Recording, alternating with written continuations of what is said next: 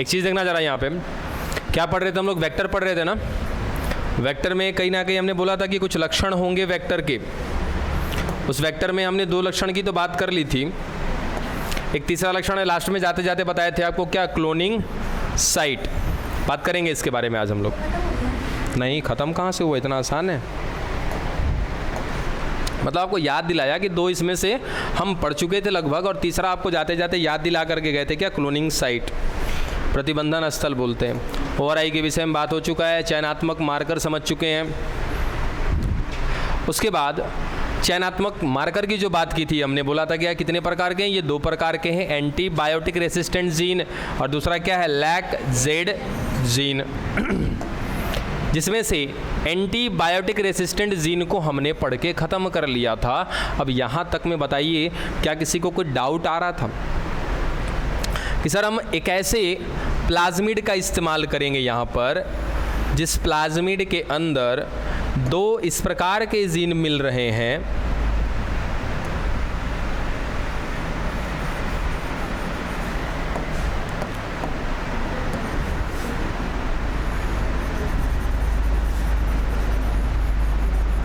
देखिए ये प्लाज्मिड और इस प्लाज्मिड का हम इस्तेमाल कर रहे हैं, और क्या बोले कि सर यहाँ पर एक जीन मिल रहा है, यहाँ भी क्या हो रहा है? एक जीन मिल रहा है। ठीक है, ये जीन और ये जीन दोनों के दोनों कौन हैं? सर एंटीबायोटिक रेसिस्टेंट जीन है। ठीक है, अब एक का नाम हमने दे रखा है TETR और एक का नाम क्या दे रखा है? AMPR। ठीक है, यानी कि सर ये जो प्लाज्मिड है इसके अंदर 2 प्रकार के जीन मिल रहे हैं, और वो दोनों जीन जब प्रोडक्ट बनाएंगे ना तो वो किसी एंटीबायोटिक से लड़ने की क्षमता पैदा करेंगे इसके अंदर। यही बात बोली थी। ठीक है, और अगर इस प्लाज्मिड को, सर ये कोई एक कोशिका है जिसको मैं एक होस्ट कोशिका मान लेता हूँ, ठीक है, एक परपोषी कोशिका है, मैंने इस प्लाज्मिड को उठाया वहाँ पे डाल दिया। सर ये प्लाज्मिड, और इस प्लाज्मिड के अंदर, सॉरी इस प्लाज्मिड को हमने डाल दिया एक होस्ट कोशिका के अंदर। ये लो, डन। सर ये दोनों के दोनों रेसिस्टिव जीन अभी उसके अंदर मिल रहे हैं। किसके अंदर? इस प्लाज्मिड के अंदर। ये प्लाज्मिड कहाँ पर है? सर एक होस्ट के अंदर, एक परपोषी के अंदर है। तो क्या करेगा सर? क्या ये परपोषी से पोषण लेता रहेगा क्या? बोलो सर, अगर कोई जीव मेरे अंदर चला गया तो क्या करेगा? मेरे से पोषण प्राप्त करेगा, न्यूट्रिशन लेगा। सर ये भी क्या कर रहा है? न्यूट्रिशन ले रहा है प्लाज्मिड। न्यूट्रिशन लेगा तो सर ये प्लाज्मिड कौन है? डीएनए है। डीएनए क्या परफॉर्म करता है? काम करता है क्या? करता है। और अगर मैंने बोला है जीन, तो जीन की परिभाषा होती है। जीन का मतलब क्या होता है कि sir gene is a part of DNA. Gene जो है डीएनए का एक छोटा सा पार्ट है जो अपने आप को व्यक्त करता है, यानी कि जो which is responsible for product. That means हम कह सकते हैं क्या है वो? जीन। एक स्टेटमेंट लिखते हैं, जरा देखना बस समझने के लिए। ऑल जीन्स आर डीएनए, क्या हुआ?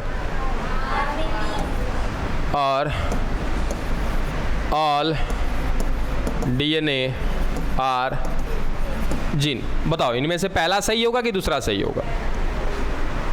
आराम से सोच के समझ के। ऑल जीन आर डीएनए पहला स्टेटमेंट है। दूसरा स्टेटमेंट क्या कह रहे हैं? Sir all DNA are gene, यानी कि पूरा समस्त जितना भी डीएनए दिख रहा है, ये देखो सर ये हमारा क्या हो गया है कि डीएनए हो गया। इस डीएनए में सर ये वाला हिस्सा एक जीन है, ये वाला हिस्सा भी एक जीन मैंने बोला, चलो ये भी एक जीन, और ये पूरा का पूरा कौन है? डीएनए। ठीक है, अब बताओ खुद से, क्या सारा का सारा डीएनए जीन है क्या? नहीं ना सर, कुछ ऐसा भाग भी है जिसको हम क्या बोलते हैं? नॉन जीन, या फिर हिंदी में कहते हैं क्या? गैर जीन। ठीक है, कहने का मतलब कि सर पूरा का पूरा डीएनए जीन नहीं है ना? सर जीन कितने दिख रहे हैं? 1 2 3। क्या ये तीनों के तीनों जीन डीएनए हैं? Yes. All genes are DNA, बिल्कुल सही है, लेकिन ये कह देना कि ऑल डीएनए आर जीन, पूरा का पूरा डीएनए जीन है, गलत हो जाएगा। ठीक है, जीन का मतलब जो अपने आप को ले जाकर के आगे एक्सप्रेस करे, व्यक्त करे, प्रोडक्ट बनवाए, उसको क्या कहते हैं हम लोग? जीन कहते हैं।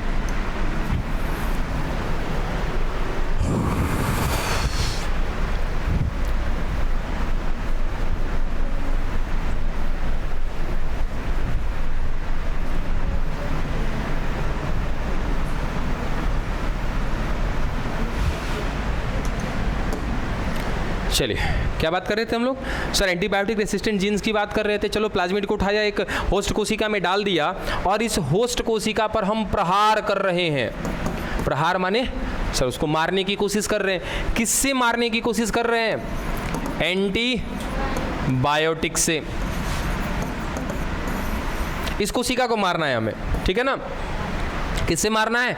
एंटीबायोटिक से मारना है। सर पहला एंटीबायोटिक हमने डाला, इसमें क्या? एम्पिसिलिन। अब बताओ तो क्या ये कोशिका मर जाएगी? नहीं ना, क्योंकि सर इसके पास, इसके अंदर एक ऐसा जीन मिल रहा है जो किससे लड़ता है? देखो तो नाम है इसका AMPR, माने लड़ेगा। किससे लड़ेगा? एम्पिसिलिन से लड़ेगा। तो कभी इस कोशिका पर एम्पिसिलिन का असर पड़ेगा? नहीं पड़ेगा। दूसरे नंबर पे क्या डाल देते हैं? टेट्रासाइक्लिन डाल देते हैं। इसके पास एक दूसरा जीन है जो किससे लड़ने का मदद करता है? इसको टेट्रासाइक्लिन से। तो ये कुल मिला जुला के दोनों स्थिति में मरेगा नहीं। इसी का हम इस्तेमाल करते हैं क्या करने के लिए? सर अपने टॉपिक में जो ये एक वर्ड आ रहा है चयनात्मक मार्कर, यानी कि हमारे पास एक ऐसा प्लाज्मिड होना चाहिए जिस प्लाज्मिड के अंदर ही एक ऐसा स्ट्रक्चर हो जो हमें बता दे, क्या बता दे?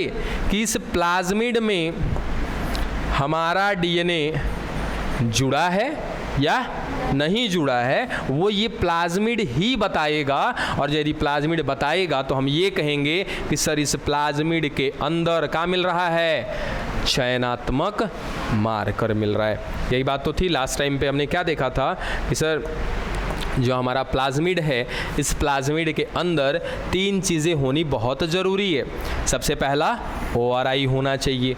दूसरा सेलेक्टेबल मार्कर। क्यों होना चाहिए सेलेक्टेबल मार्कर? अगर नहीं होगा उसके पास तो हम ये पता ही नहीं कर पाएंगे कि हमारा जो प्लाज्मिड था वो RDNA बना या नहीं बना।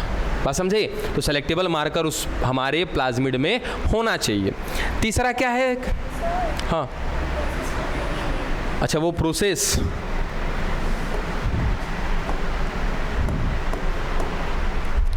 देखो प्रोसेस क्या किए थे हम लोग। देखिए प्रोसेस क्या था कि सर टेस्ट ट्यूब लिया, कौन सा? वही बस वही थोड़ा सा ज़्यादा बेसिक चले गए क्या? और बाहर निकाल लेते हैं इसको। चलो, हमारे पास क्या है सर? 3 गो कोशिका है, या 3 गो पहले हम कंडीशन रेडी कर लेते हैं कि सर हमने सब कुछ कर लिया, अपना प्लाज्मिड हमने डालने का कोशिश कर दिया, तो 3 गो कंडीशन पैदा होगा। ये भी हमको पता है सर, एक कंडीशन ऐसा पैदा होगा जिसमें मेरा प्लाज्मिड नहीं गया है, क्या बोलेंगे इसको? Non transform.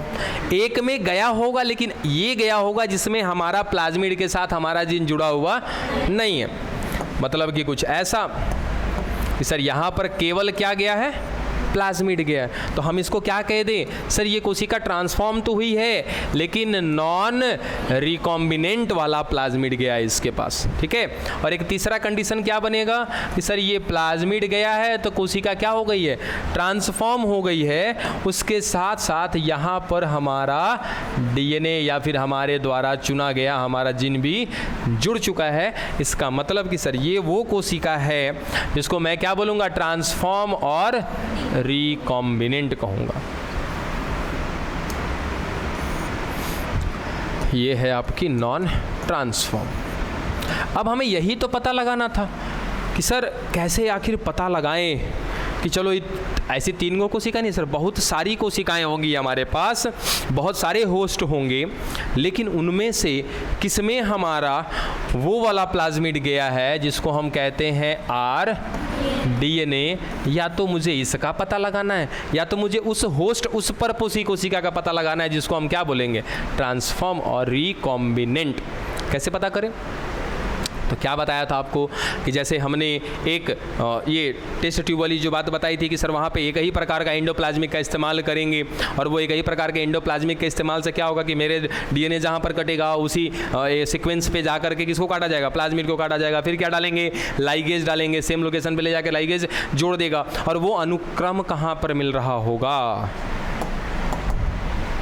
ये अनुक्रम कहाँ पर मिल रहा होगा सर, ये उसी क्षेत्र में मिल रहा होगा जिस क्षेत्र में क्या मिल रहे थे,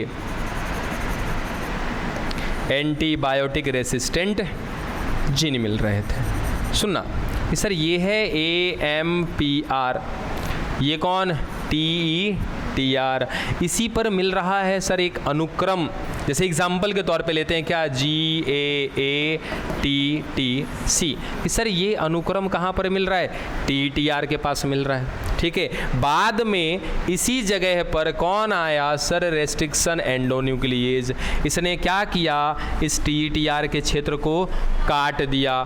फिर दूसरी बार में हमने किसका सर, ये रेस्ट्रिक्शन एंडोन्यूक्लिएज इसको भी काटा होगा और मेरे डीएनए को भी काटा होगा। ठीक है, चलिए डीएनए को भी काट देते हैं। सर डीएनए का ये वाला भाग इतना दूर कट के यहाँ से अलग हो गया।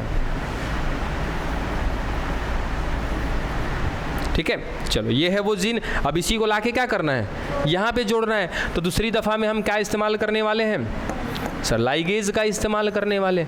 लीजिए लाइगेज डाल देंगे, तो जैसे लाइगेज डालेंगे ये जाके यहाँ पे क्या हो जाएगा, जुड़ जाएगा। लो भाई जुड़ गया। अब जुड़ गया तो मैं कहूँ ऐसा कि सर इस प्लाज्मिड में से किसकी क्षमता खत्म हो गई, टेट्रासाइक्लिन से लड़ने की क्षमता खत्म हो गई। काहे खत्म हुआ, क्योंकि उस लोकेशन पर जा करके मेरा जीन ऐड हो गया है, जुड़ गया। बोलो बात पल्ले पड़ी अभी। ठीक है, अब क्या देखो, अब कि सर यहाँ पर मेरा जीन जुड़ा हुआ है। एक दूसरा कंडीशन क्या है कि सर यहाँ पर अभी भी ना इसके पास एगो से लड़ने की क्षमता अभी भी है। ये कौन है सर, AMPR है ये। TTR तो हट गया, TTR के जगह पे क्या हो गया, जा करके हमारा जीन ऐड हो गया है। अब कि सर इन तीनों होस्ट को बारी बारी से हम प्रैक्टिकल में लेते हैं। ठीक है, सबसे पहले हम इस पहले वाले की बात करते हैं कि सर हमें नहीं पता कि ये जो कोशिका है ये एंटी है या कैसी है, तीनों में से हमें नहीं पता है, किसी के बारे में हमें नहीं पता है। और दूसरी चीज़ कि इन तीनों में हमारा प्लाज्मिड गया भी है कि नहीं गया है, इस बात का भी हमें कुछ पता नहीं है, वो पता हम अब करेंगे। देखो कैसे करेंगे कि सर ये हमने कोशिका ले ली एक, उसके बाद कहाँ डाल दिया, एक माध्यम में डाल दिया जिसमें खाने पीने का सामान है। ये कोशिका क्या होगा, यहाँ पे जिंदा होगा। ठीक है, अभी कोशिका क्या है, जिंदा है। हमने सर सबसे पहला डाला, पहला एंटीबायोटिक एम्पिसिलिन। ये पहले बार में क्या बोल देगा, टे बोल देगा, है ना। इसके पास कहीं से लड़ने की क्षमता है नहीं है सर, पहले ही बार में मर जाएगा। दूसरा बार मान लो पहले एम्पिसिलिन डालो या टेट्रासाइक्लिन डालो, ये कुल मिला जुला के ये कोशिका मर जाएगी। इसका मतलब सर इसमें कोई भी ऐसा जीन नहीं है जो इसको बचाए। किससे बचाए, एंटीबायोटिक से। अगर इसको बचना है तो सर एंटीबायोटिक से बचने के लिए इस कोशिका में कोई भी जीन नहीं है। अगर हमारा प्लाज्मिड गया होता तो इस कोशिका को बचा लेता कि नहीं बचा लेता, क्योंकि सर हमारे प्लाज्मिड में तो क्षमता है। अगर वो प्लाज्मिड मेरे अंदर ही आ जाए तो सर मैं ताकतवर हो जाऊंगा दो चीज़ों से लड़ने के लिए, टेट्रासाइक्लिन एंटीबॉडी से और एंटीबायोटिक से, और दूसरा एम्पिसिलिन एंटीबायोटिक से। लेकिन ये तो दोनों केस में मर जा रहा है। इसका मतलब इसके अंदर हमारा प्लाज्मिड गया ही नहीं है। कौन है ये, नॉन ट्रांसफॉर्म। ठीक है, दूसरा कि सर एक दूसरा वाला को प्रैक्टिकल में जब हम लिए, यहाँ पे डालते हैं पहले हम एम्पिसिलिन। सर एम्पिसिलिन डाले, कोशिका एकदम मस्त नाच रहा है, गा रहा है, मतलब कि इसको कुछ हो ही नहीं रहा है। एक बात की तो गारंटी है कि मेरा प्लाज्मिड गया है, बात समझे। हमने एम्पिसिलिन डाला, ये नहीं मर रहा है कोशिका, इसका मतलब इसके अंदर हमारा प्लाज्मिड गया है। अब हमारा जीन लेके गया कि नहीं लेके गया इस बात का पता भी नहीं चला। हमने डाला एम्पिसिलिन, ये अभी मस्त घूमे जा रहा है, कोई दिक्कत नहीं है, ये जिंदा है। इसका मतलब सर इस कोशिका के अंदर हमारा प्लाज्मिड है और अभी भी उस प्लाज्मिड के अंदर कौन मिल रहा है, AMPR मिल रहा है, तभी तो ये एम्पिसिलिन में जिंदा है। ठीक है सर, दूसरी बार में हमने डाल दिया टेट्रासाइक्लिन, फिर जिंदा है। इसका मतलब कि सर अभी भी इसके पास वो जीन मिल रहा है, कौन सा जीन, टेट्रासाइक्लिन से लड़ने वाला जीन जिसका नाम है TETR। बात समझे कि सर ये दोनों केस में जिंदा है, एम्पिसिलिन डाला तो भी जिंदा, टेट्रासाइक्लिन डाला तो भी जिंदा। मतलब कि सर इस कोशिका में हमारा प्लाज्मिड है, और कौन सा प्लाज्मिड है सर, ट्रांसफॉर्म नॉन रिकॉम्बिनेंट वाला है। कैसे पता चला कि सर इस दोनों में से किसी जगह पे तो हमारा अभी तक जीन जुड़ा है, ये नहीं है। अगर जुड़ा होता तो ये कोशिका मरती किसी ना किसी कंडीशन पे। तीसरा कंडीशन देखो, समझ में आ जाएगा। सर तीसरा में क्या दिखाया हमने कि सर जुड़ गया है, कहाँ पे जाके जुड़ गया है, टेट्रासाइक्लिन को हटाया है और टेट्रासाइक्लिन की जगह पे कौन जुड़ गया है, हमारा जीन। सर इसमें भी पोषण भरा पड़ा है। पहला कंडीशन डालते हैं हम क्या, एम्पिसिलिन, मस्त, फिर से वही कहानी सर, बल्ले बल्ले अभी भी कोशिका क्या है, जिंदा है। कारण कि सर अभी भी क्या मिल रहा है इसमें, देखो तो एम्पिसिलिन से लड़ने वाला जीन है ना, जिंदा है। दूसरे केस में हम डालते हैं क्या, टेट्रासाइक्लिन, जैसे डाले ही मर गया, कोशिका मर गया। तो अब क्या अनुमान लगा कि सर एम्पिसिलिन पे जिंदा था, इसका मतलब हमारा वाहक तो आया है यहाँ पे, क्योंकि हमारे वाहक में ही लड़ने की क्षमता है, किससे, एम्पिसिलिन से।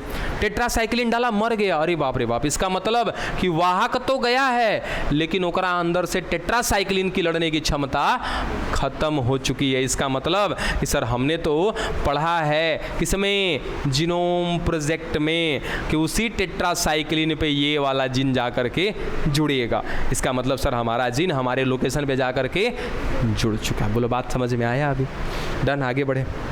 और किसी को कोई यहाँ तक दिक्कत आ रहा है बोलो, अगर दिक्कत आ रहा है तो बोलो, चूंकि अब इसके बाद तो और दिमाग का माथा पेची होगा, बिना जोरन के दही जमाएंगे तो लोग, हवड़ाओ नहीं। हाँ, जो डिस्कशन करना है आपस में कर लो, करने के बाद बताओ फिर हमें।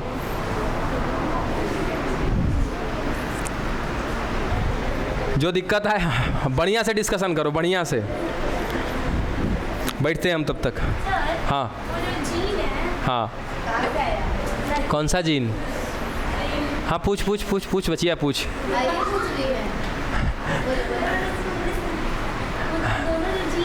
हाँ, कौन सा जीन, TETR, AMPR, हाँ, प्रतिरोधी, हाँ, नहीं पार्ट नहीं है, ये दोनों का दोनों एक प्रकार का क्या है, प्रतिजैविक प्रतिरोधी जीन है। तो वही ना बात, पार्ट कह लो, पार्ट कहना बेहतर नहीं होगा, एग्जाम्पल कहना बेहतर होगा। इसके अलावा भी और भी हैं बहुत सारे।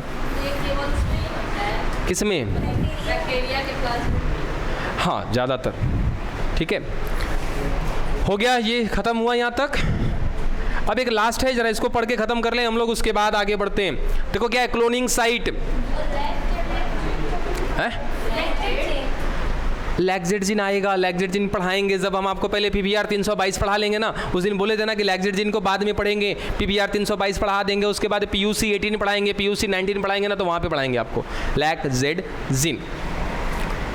हाँ जी, देखो यहाँ पे ORI खत्म हुआ, चयनात्मक मार्कर खत्म हुआ। अब क्या है सर, क्लोनिंग साइट है। क्लोनिंग साइट का मतलब क्या होता है, सीधा सा याद रखना सर, ये हमारा प्लाज्मिड है। ठीक है, सुनना आराम से, क्योंकि ये क्लोनिंग साइट है का पता नहीं चलता है, समझे।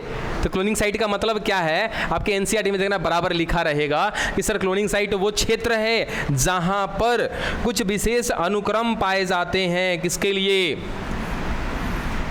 अरे बोलो किसके लिए?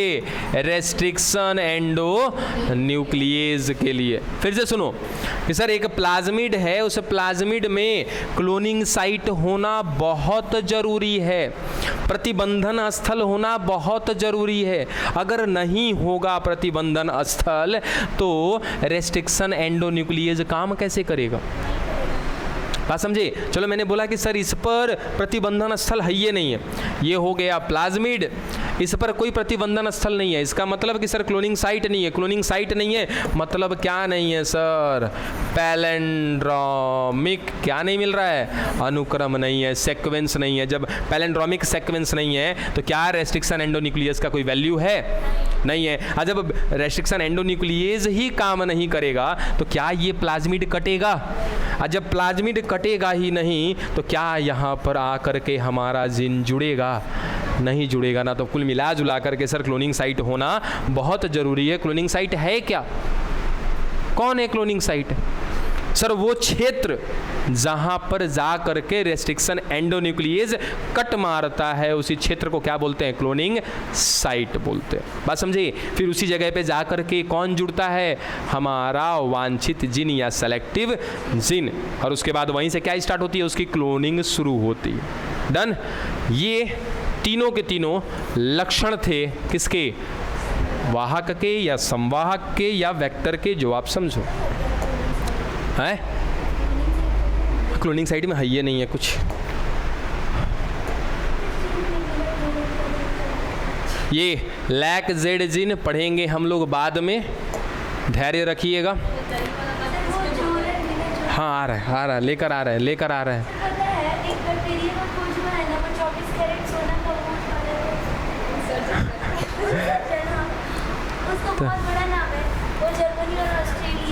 कब मिला आपको अपडेट?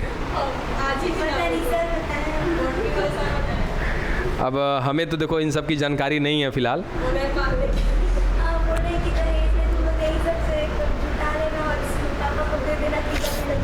बोलना ना कि सर कोई बात नहीं है, आप हमें एक छोटी सी अमाउंट ला करके दे दीजिए, बाकी हम सर उसका संवर्धन करा लेंगे। आप खाली उनको इतना बोलो ना कि सर इतना ज्ञान तो आप दे दिए ना, आप थोड़ा सा बैक्टीरिया ला के दे दीजिए, बाकी हम सब लोग मिल बांट के संवर्धन कर लेंगे। हम लोग का सबका शादी ब्याह का टेंशन खत्म हो जाएगा। फालतू का टॉपिक लेकर के आ जाते हो। चलो भाग इधर देखो, ये वो सब देखो, इस संवाहक का कुछ एग्जाम्पल है जिसमें आपका प्लाज्मिड। अब प्लाज्मिड में सुनो, अभी हम प्लाज्मिड ही पढ़ रहे थे, ठीक है। प्लाज्मिड का मतलब क्या होता है? डीएनए के अलावा अतिरिक्त आनुवांशिक पदार्थ, यानी कि सीधा सीधा कहे सर एक्स्ट्रा जेनेटिकल मटेरियल यदि किसी ऑर्गेनिज्म में पाया जा रहा है तो वही क्या कहलाता है? प्लाज्मिड कहलाता है। डन। ये प्लाज्मिड जो होते हैं बाबू, ये दो प्रकार के होते हैं। एक जो क्या मिल रहे हैं सर, प्राकृतिक तरीके से मिल रहे हैं जिनका हम इस्तेमाल करते हैं, ठीक है। और वो एग्जाम्पल में याद रखिएगा, टीआई प्लाज्मिड, आरआई प्लाज्मिड, ठीक है। टीआई रहो दुनिया से बाहर, कहाँ ध्यान है?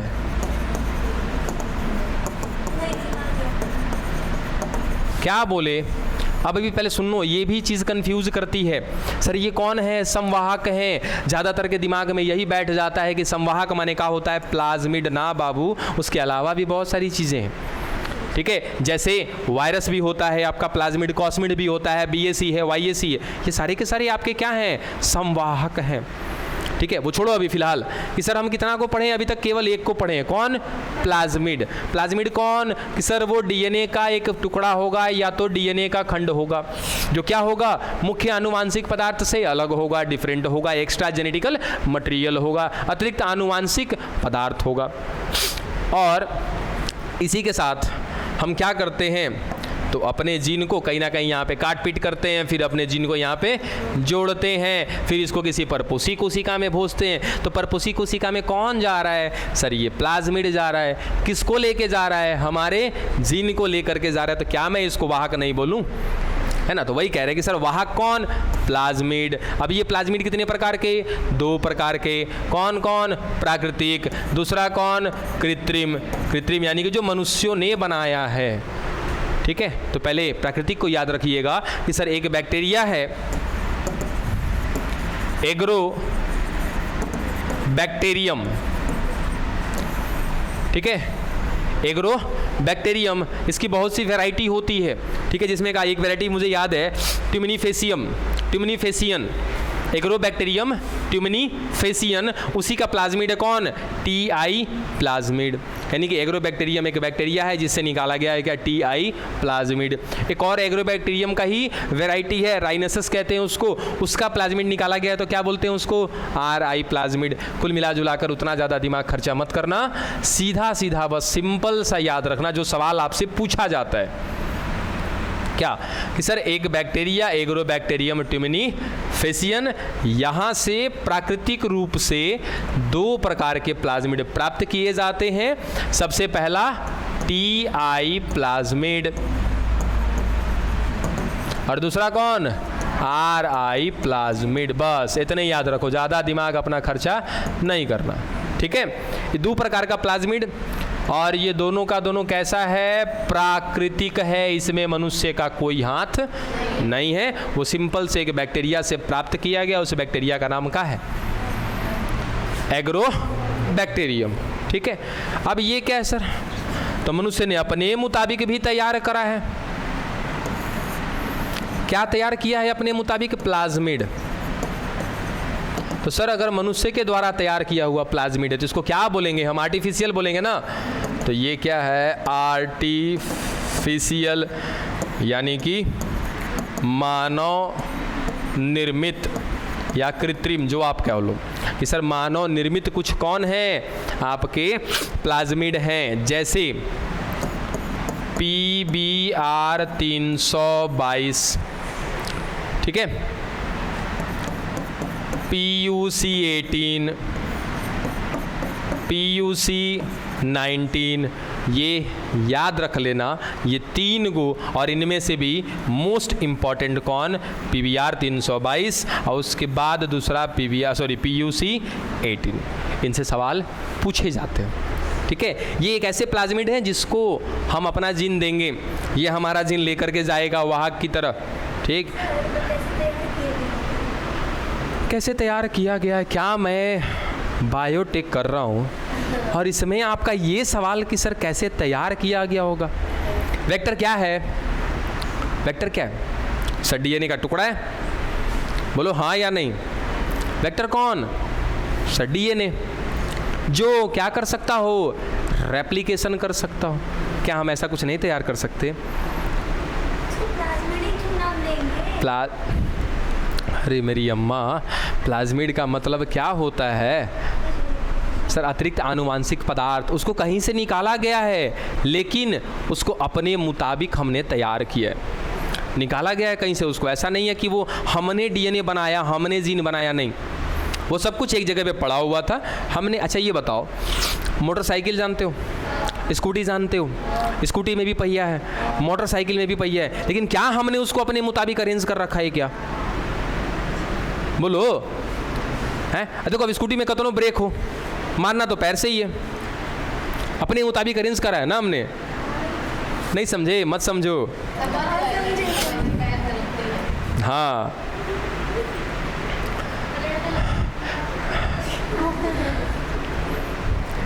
ये नहीं समझ में आना चाहिए, है ना, लेकिन ये सब कुछ तुरंत उल्टा पुल्टा समझ में आना चाहिए बेवकूफ़ो। चलो यहाँ ध्यान दो, क्या बोले, इसको याद रखना कि सर प्लाज्मिड जो होते हैं 2 प्रकार के, एक होता है प्राकृतिक, दूसरा होता है कृत्रिम। कृत्रिम में प्राकृतिक याद रख लेना, TI प्लाज्मिड, RI प्लाज्मिड, कैसे प्राप्त किया, एग्रोबैक्टीरियम से। कृत्रिम वाले में याद रख लेना PBr 322, PUC 18, PUC 19। उसके बाद सर एक वायरस भी किसके जैसा काम करता है, वाहक के जैसा काम करता है, मतलब कि वायरस क्या करेगा, आपका जीन उठाएगा, लेके जाकर के दूसरे को दे देगा। वो वायरस कौन होगा, तो याद रखना कौन होगा, लैम्डा फेज। लैम्डा फेज एक प्रकार का वाहक की तरह काम करता है, ठीक है। कॉस्मिड कौन होता है, कॉस्मिड किसको कहते हैं, तो सर प्लाज्मिड और वायरस का DNA कुछ हद तक जब हम लोग मिक्स कर देते हैं तो अगली जो संरचना बनती है वो क्या कहलाती है, इन दोनों के मिलने से किसके किसके, प्लाज्मिड और वायरस के मिलने से जो अगली संरचना बनती है उसको क्या बोलते हैं, कॉस्मिड। और कॉस्मिड भी एक प्रकार का क्या है, वाहक है। उसके बाद BAC YAC, sir BAC YAC जाकर के जीनोम प्रोजेक्ट उठाना, जीनोम प्रोजेक्ट के आसपास आपको ये पढ़ने को मिल जाएगा। BAC का फुल फॉर्म होता है बैक्टीरियल आर्टिफिशियल क्रोमोसोम, YAC का फुल फॉर्म होता है ईस्ट आर्टिफिशियल क्रोमोसोम, ठीक है। तो इनका भी कहीं ना कहीं इस्तेमाल लेते हैं हम वाहक के रूप में। डन, इससे आगे ज़्यादा नहीं जाना है। अब सीधा सीधा आ जाते हैं किस पर, सर PBR 322।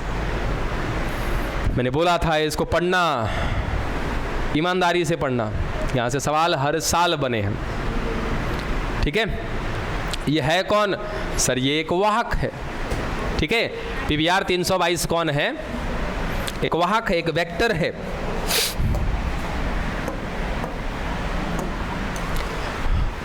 देखो ये है सर एक वाहक, एक वेक्टर।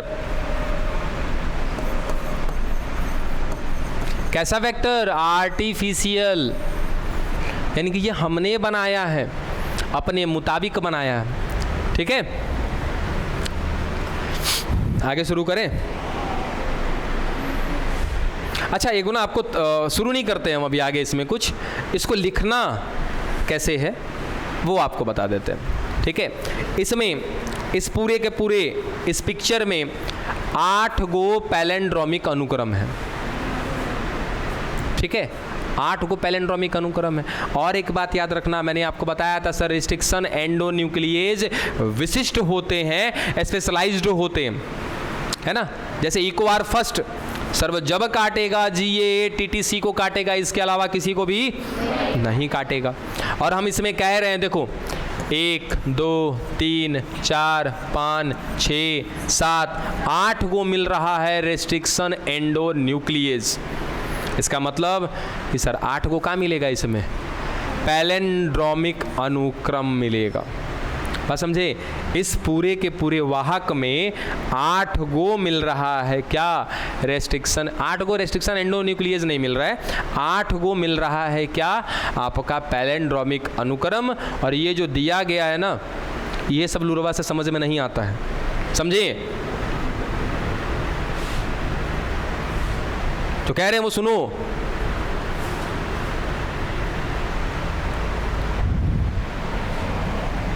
देखिए सर जैसे सिंपल सा ये एक जीन हो गया, क्योंकि हमको पता है कि सर प्लाज्मिड क्या होता है, DNA का एक टुकड़ा है। उसे DNA में कह दिया कि सर ये क्या है, एक जीन है, ठीक है। और इस क्षेत्र में 2 गो मिल रहा है क्या, आपका पैलेंड्रोमिक अनुक्रम। 2 मिल रहे हैं पैलेंड्रोमिक अनुक्रम, इसी क्षेत्र में मिल रहे हैं। कहाँ पे, सर इस वाले क्षेत्र में मिल रहे हैं 2 गो पैलेंड्रोमिक अनुक्रम। तो जाहिर सी बात है कि 2 गो पैलेंड्रोमिक अनुक्रम मिल रहा है, तो यहाँ पर कौन कौन आके काटेगा, सर 2 गो रेस्ट्रिक्शन एंडोन्यूक्लिएज आके काटेगा। सर एगो है PST फर्स्ट, दूसरा है क्या, PBU फर्स्ट। बात समझे। तो इसी कहानी को आपको समझना है। अब मैं सीधा सीधा कहानी नहीं समझा रहा, आपको बस ये तरीका बता देते हैं कि कैसे इसको याद करना, एकदम सीक्वेंस में याद चाहिए कि किसके बाद कौन आता है। और बहुत ज़रूरी है इसको याद करना, क्योंकि हर बार सवाल पूछे गए। यहाँ तक छोड़ो ना, नीट में हर साल एगो सवाल इसका पूछा जाता है, एगो इससे पूछा जाता है, एगो PUC 18 या 19 से पूछा जाता है। और एकदम सिंपल, कैसे आपको याद करना है, कैसे आपको क्या करना है, वो सब कुछ देखो। सर ये एक पिंक वाला, यहाँ से काउंटिंग करना, 1 2 3 4 5 6 7 8, ठीक है। सर ये 8 को क्षेत्र बना देना है आपको, अपने हिसाब से जब गोला बनाना 8 को बना लेना, ठीक है। अब आपको एक सीक्वेंस कैसे बनाना है वो तरीका हमसे सीखो। अब इतने तो बुड़बक नहीं होंगे कि एक वेक्टर हमने तैयार किया है और बिना ORI के तैयार किया है, इतने बुड़बक तो नहीं है। तो ORI तो बनाएंगे ही बनाएंगे, क्योंकि सर वेक्टर है, क्या करना चाहिए, रेप्लिकेशन करना चाहिए। तो जब हम वेक्टर बनाएंगे तो ORI तो बनाएंगे ना उसमें, यानी कि एक ऐसा क्षेत्र होगा जहाँ से क्या होगा, ओरिजिन ऑफ रेप्लिकेशन, कहीं ना कहीं रेप्लिकेशन वहाँ से शुरू हो जाएगा। अब इसको एकदम सीक्वेंस में कैसे याद करना, देखो ये AMP है ना, इसको नाम देते हैं अमर, ठीक है, आराम से, अमर प्रशांत पवार, ये पीबीयू फर्स्ट है ना, अमर प्रशांत पवार इकोलॉजी,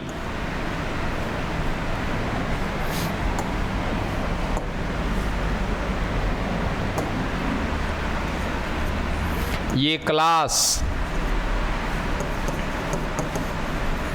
हिंदी, टीईटी को बोलते हैं टीचर, ठीक है, बीएम को कहते हैं ब्राह्मण, सेल को कहते हैं सलमान, मुंह बंद रख, पीवीयू को कहते हैं, वापस पीवीयू को क्या नाम दिया था, पवार,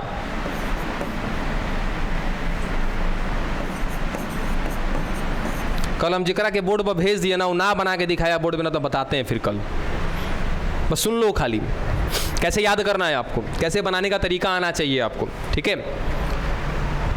अमर प्रशांत पवार इकोलॉजी की क्लास में थे, आराम से सुनो, अमर प्रशांत, कहाँ गया ये रहा अमर, ठीक है, अमर प्रशांत पवार इकोलॉजी की क्लास में थे, वो क्लास हिंदी मीडियम में थी, ठीक है, अमर प्रशांत पवार इकोलॉजी की क्लास में थे और वो क्लास हिंदी मीडियम में थी, ठीक है। वहाँ के जो टीचर हैं वो कौन, सर ब्राह्मण और सलमान, बात समझ में आया, ठीक है। अगले दिन क्लास कौन कौन गया था, अमर प्रशांत पवार, अगले दिन तीनों ने जाने की इच्छा जाहिर की, बाकी लोगों ने, अच्छा रोप माने क्या होता है, रोप माने रस्सी, ठीक है, तो बाकी लोगों ने कहा कि भैया रस्सी लगा के मर जाएंगे, लटक जाएंगे, लेकिन क्लास नहीं जाएंगे। प्रशांत बोला, सही पवार बोला कि भाई हम दोबारा जाएंगे। देखो यहाँ पे पीवीयू फर्स्ट था, यहाँ पे चेक करना बढ़िया से, यहाँ पे क्या था, पीवीयू फर्स्ट। तो ये पवार भाई साहब बोले कि मैंने पहला दिन भी क्लास किया है और दूसरा दिन भी क्लास अटेंड करने वाला, ठीक है। तो ये कौन है, पवार सेकंड। अब तुम लोग को जैसे टेक्निक बनाना है टेक्निक बनाओ, याद करो, हमें कोई फ़र्क नहीं पड़ता, बशर्ते हमें ये चाहिए, मतलब चाहिए। ये आपको एक छोटा सा ट्रिक, हर साल यही ट्रिक हम इस्तेमाल करते हैं क्योंकि सबसे इजी रहता है, ठीक है। एक और भी है इसका, बेटा सुन, एक और है उसका बनाया था, बेटा सुन, पाप एक अच्छी कला है, पाप एक कला है, हाँ, अपने हिसाब से जो बनाना है बना लेना, ठीक है, बशर्ते ही चाहिए, एकदम परफेक्ट चाहिए। कल इसको समझाएंगे हम, आज हमने कुछ नहीं समझाया, समझे, आज हमने कुछ भी नहीं समझाया है, हमने बस एक टेक्निक बताया है इस पिक्चर को याद करने का, समझने का, और वो कैसे समझेंगे वो आप देखिएगा। फिर से बता दें क्या, अमर प्रशांत पवार इकोलॉजी की क्लास हिंदी मीडियम में, टीचर वहाँ के ब्राह्मण सलमान। अगले दिन तीनों लोग जाने की कोशिश कर रहे हैं क्लास, सारे लोग बोले क्या करेंगे, रस्सी लगा के मर जाएंगे, नहीं जाएंगे। पवार दोबारा जाने को तैयार था, तो क्या है सर, पीवीयू सेकेंड। अब वापस से क्या था sir, sir PST first, PVU first, EcoR first, CLA first, Hind third, BAMH1, SAL1, PVU second, ठीक है, पढ़ लेना सब।